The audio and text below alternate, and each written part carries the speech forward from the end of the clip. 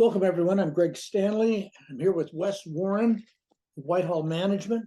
Today, we'd like to talk about creating demand for your practice in a market that's very competitive and getting more so every day. Wes, what have you learned? So we're going to talk about the components that basically you have to have going right in your practice to create hyper demand. So this is not about adding another 10 new patients a month. This is about creating like a magnet, and where offices, if you follow this formula, you can create hundreds of new patients a month. So that's the idea. So when we cover these things, you might not be able to check them all off the list. I get that. But when you're trying to create hyper demand, essentially they got to be close. Okay. So first and foremost, you got to have room. So you got to have capacity, and you can't just have capacity. You have to have peak time capacity. Patients call and they want to come in at a certain time. And right now that can be very challenging for offices. So it does us no good to do everything else when there's no room to put patients in. Just a comment on that. I have doctors who think they can do that. And Right. it's very much like trying to cover a table with a tablecloth that's not big enough. They just end up moving it around. For example, they'll really work to put out the message, new patients get in now. It's a now thing. And what they do, they take the people that like them and tend to follow them, come back, and make them wait. And so they're really financing all these new patients at the cost of losing people over time. So be careful that you don't fall into that category. The other thing about that, just like what you're saying, is, that communicates something like, oh, I'd send you to Dr. Smith, my doctor, but he's so busy I can hardly get an appointment myself. And so Yep. you kind of refer with reservation. When you don't have this figured out, you run into this problem that you'll lose out on referrals also to the practice. So when we talk about peak demand time, you want to be able to get new patients in. The goal is a week or less. If you're marketing, it really needs to be 3 days or less. So a week or less, that's fine for patients that are referred, and if you're not really spending a lot of money in marketing. If you're spending money in marketing, you got to get them in with 3 days or less. And that's in hygiene. So obviously we know we can do that on the doctor's side, and that's great. That doesn't count with this, what I'm saying. We got to get them in through hygiene in that time. So offices that have capacity issues in terms of operatories, we can't add more hygienists. What we do is we create blocks that are held off for new patients. And we estimate how many new patients we want to attract and market to, so that these times are reserved for these people so we can get them in. That's your only option if you're landlocked. Thought too. We almost start thinking of patients as people you can fool. They're not smart enough to figure stuff out. Well, they really are. I had a doctor tell me he was in a restaurant and there were several of his patients at an adjacent table, and he overheard them talking about him. And he realized how many things they were picking up on that he thought he could fool people, staff issues and so forth. Let's talk about another one. I have doctors that tell me their hygiene is very affordable. And that's because people have to pay $95 or $65 or $85 for a cleaning. But by the time they get out of there, they've written a check for $350 for a bunch of add-ons, and yet the doctor will continue to defend his or her position with the fact that the cleaning itself is affordable. Remember, to the patient, that doesn't really matter if the check they write is way bigger than they had expected. And that kind of dovetails right into the next one that we're going to talk about, and this is case presentation, and that would be both sides of that coin. You have to what we call a confrontationally centered case presentation. To generate referrals, patients have to feel very much in control of the amount of dentistry that they choose to do. There can be a little bit of guilt associated with not following through with your recommendations, either partially or none of it. If that guilt starts to get too high, and you'll see referrals dry up in the practice. And so the easiest way to tell is as we go through the list, if everything else checks off and you're not getting a lot of referrals, it's possible you might be having a problem here in this area. Okay. And what's a lot of referrals? You need at least 20 to 30 referrals a month. Patient to patient referrals, you need to be around 20 to 30 per month.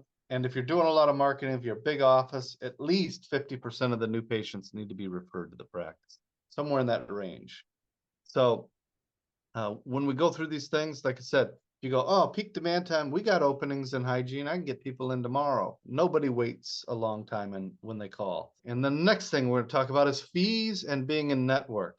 So you don't need to be in network with everything. And this is one area that is probably optional, I would say, in smaller practices, meaning if you got 5 ops, 7 ops, and it's just you don't have to be in network. You can actually get out of network and survive and do fine. But if you're trying to create hyper demand, which that's the whole point of this video, you're going to have to be in network with really the top insurance providers in the area. There's just no doubt about it. So when you're trying to drive 200 new patients or 150 or even 120, 100 new patients in that range, you're going to have to be in network. Yeah, that's a must. And as far as fees go, Greg, what have you learned as far as the zone in creating hyper demand? Where do they need to be to create this phenomenon of like a magnet? Let's talk about that. The whole range of fees in a patient's mind, when they're sitting in the chair, especially if their spouse is with them, you can talk about different things they need and what it costs and so forth. And if they've trusted everything up till then, they're probably not going to go out and shop around. But when they do shop and shop the hardest is when it can be done at a safe distance. In other words, hygiene. There's some offer for hygiene. It's on the internet, it's in the mail, whatever. Now, you can make hyper demand end up filling your office with very low quality buyers. And I don't mean low quality people. I mean, as buyers, they're not very good. You can get your offer down for hygiene, exams and x-rays. As it starts to get under 49, 39, 29, 19, as it starts down, the people you get have a tendency to not be very good patients statistically. Wonderful people, but not always great patients. And so you want to bring that price down of that entry level hygiene product, which is what people shop for. And it's got to say includes everything, for hygiene. Start at, 79, 69, 59. As you keep going down, you'll feel the momentum on the phone. If you don't, there's really something wrong. You need to call us. I mean, when that price drops down, you'll get more and more calls till a point where you start to notice the calls are not productive. There's just hardcore shoppers. They come in for an inexpensive cleaning and leave without allowing anybody to talk to them about anything that was found. So that sweet spot can vary depending on the area you're in and the amount of competition. I've seen areas, Wes, get down to where they're at $19. I mean, that's where it's at. Yeah.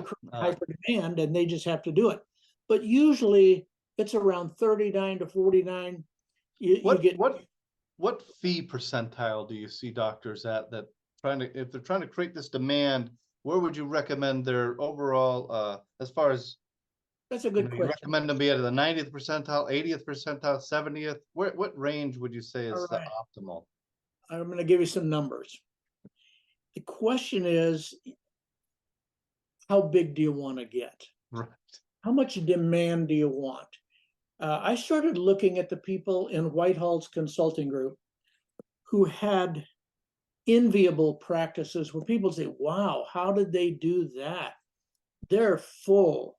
Their fees, if you want to just run away scorching demand, probably 55 to 70%, 70th percentile, somewhere in there. Mm-hmm. As you get over that, you start to thin out the herd quite a bit. And I have to tell you, at 90%, it was like a tractor pull where they make that weight go back on the trailer and you can't pull it any farther and the engine blows up. In the 90th percentile, unless you have a practice filled with celebrities in a wealthy neighborhood, it's probably going to blow the lid off, and you're not going to have any demand, much less. Oh yeah, they might show up, but they don't buy much. They certainly don't refer. So keeping that in a safe zone.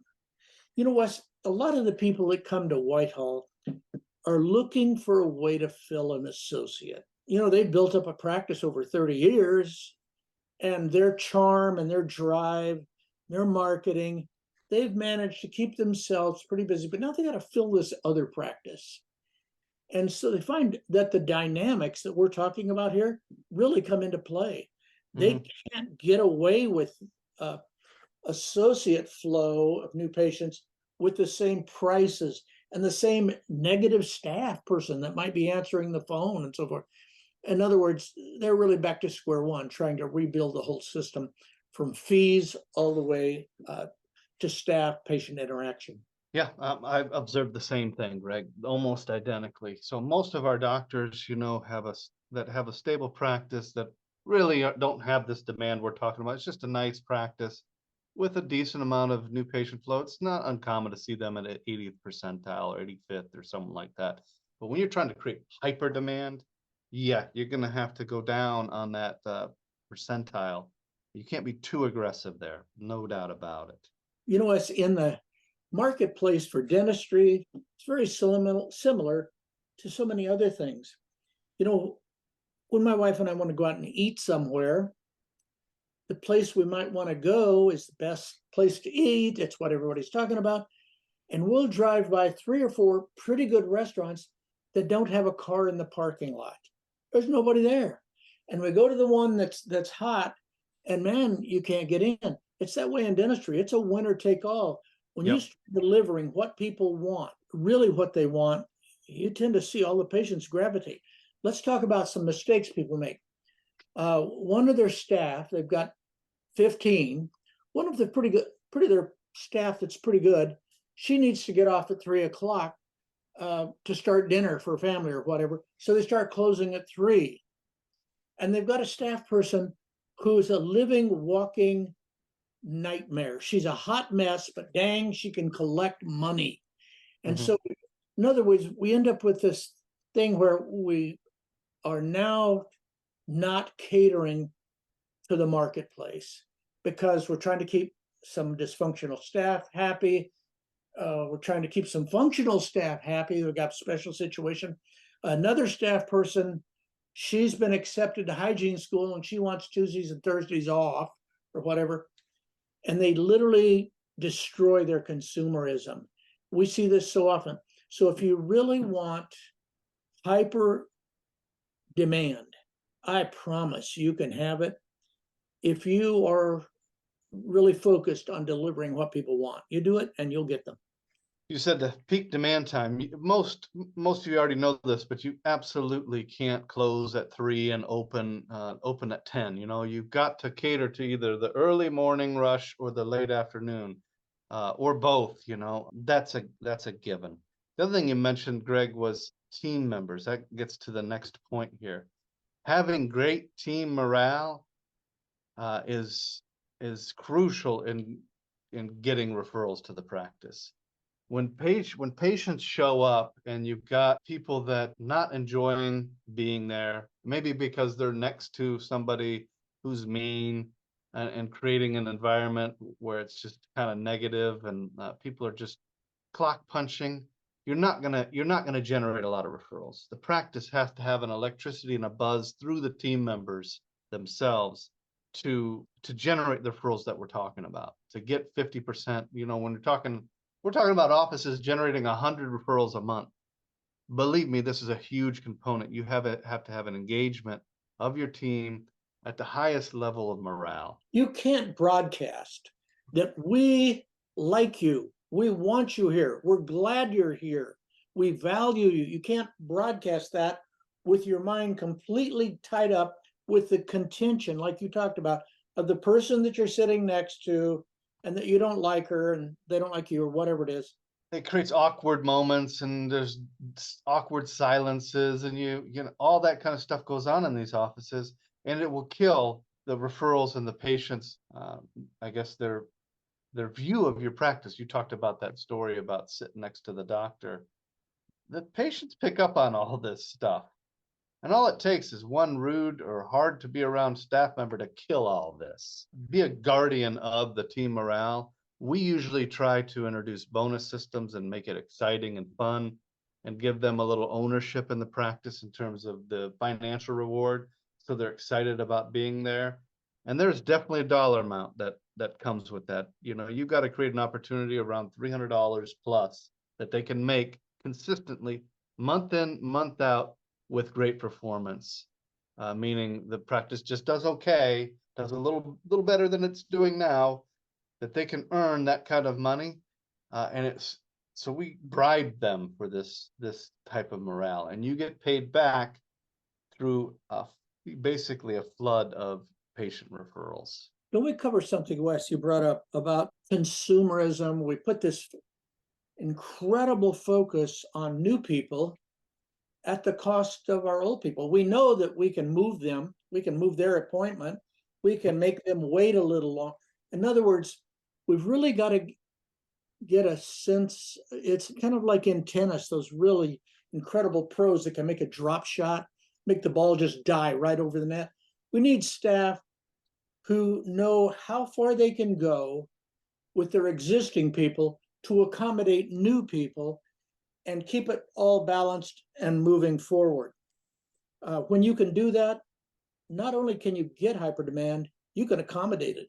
Yeah, absolutely. So being a guardian of demand and worrying about it and not letting bad attitudes or one bad apple spoil the bunch.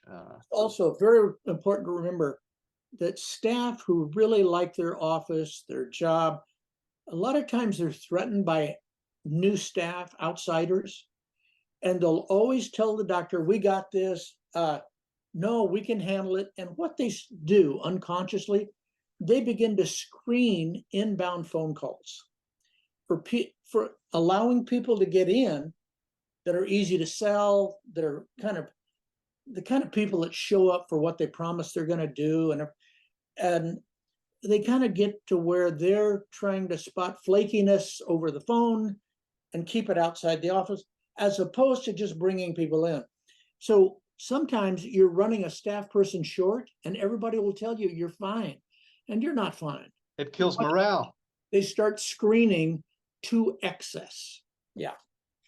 Kills morale. You can run short and they'll double time it, but slowly the attitudes and everything will start to disappear. You know, the good attitudes will disappear and be replaced with people just trying to get through the day, worn out, you know, burnt out. Yeah.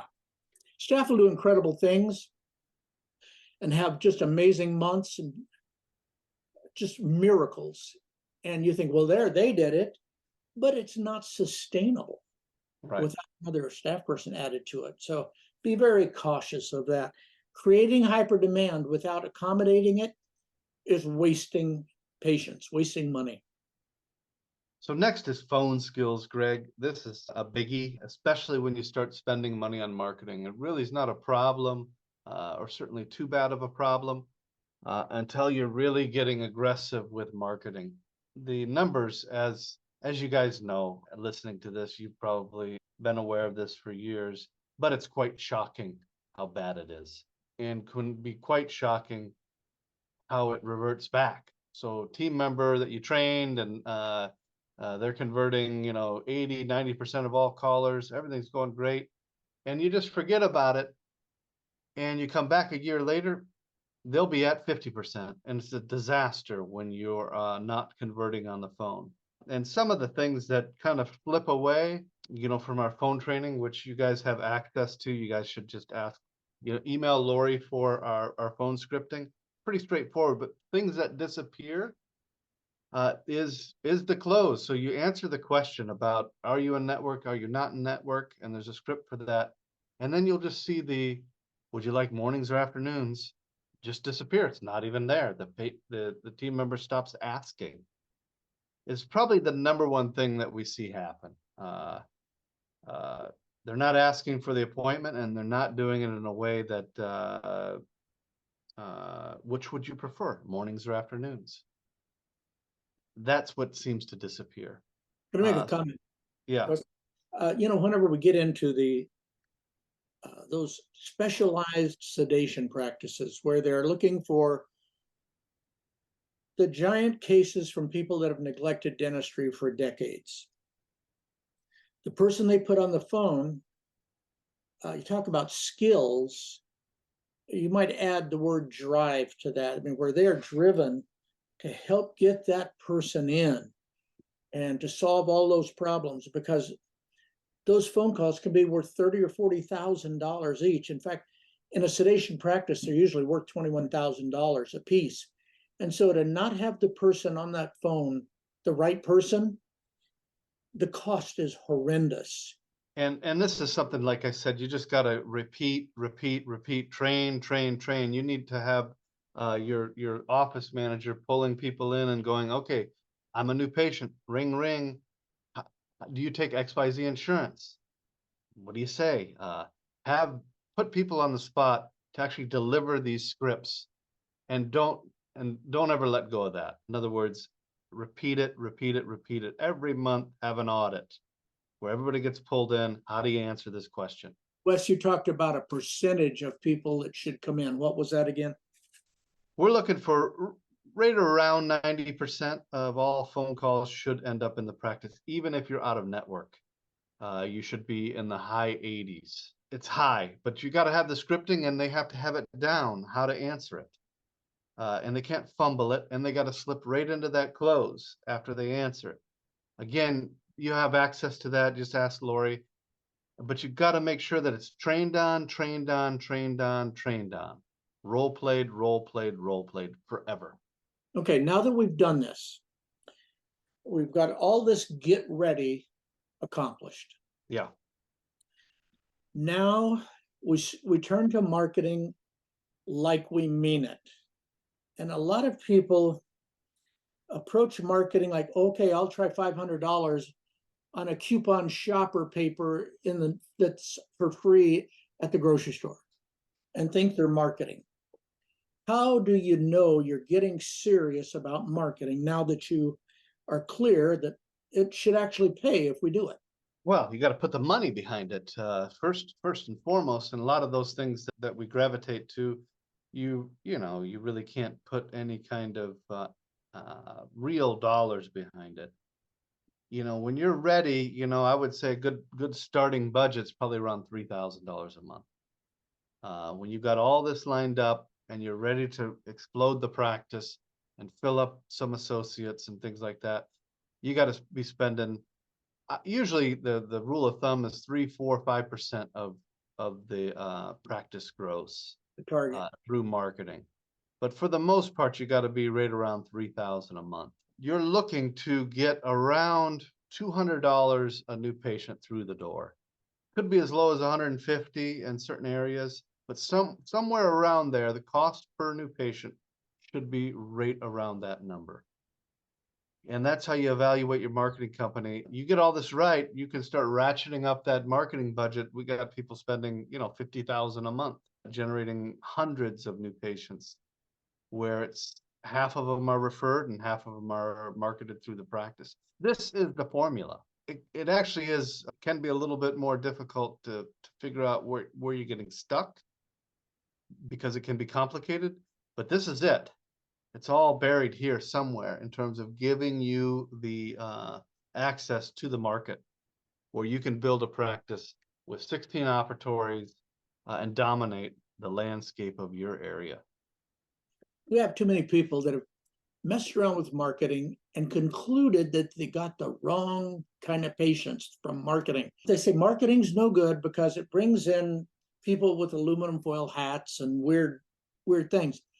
While that might be true, in today's world, with digital marketing, even with some forms of old-fashioned direct mail, you can tighten up on what areas get what, see the quality of the buyer improve, And so the person that concludes that marketing people aren't good, they probably haven't got a staff person that can get them to the phone, and the Right, marketing it's, person that isn't tightening the noose around the quality out there. yeah, it's all buried in the things that we talked about first.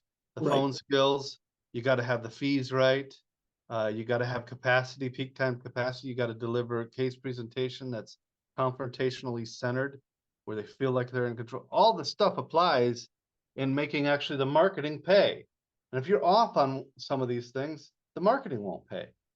You'll get zeros, or people will bounce off the office or call and cancel and all kinds of weird stuff if you don't have this top line stuff done correctly. All right. Thanks for listening. Thank you.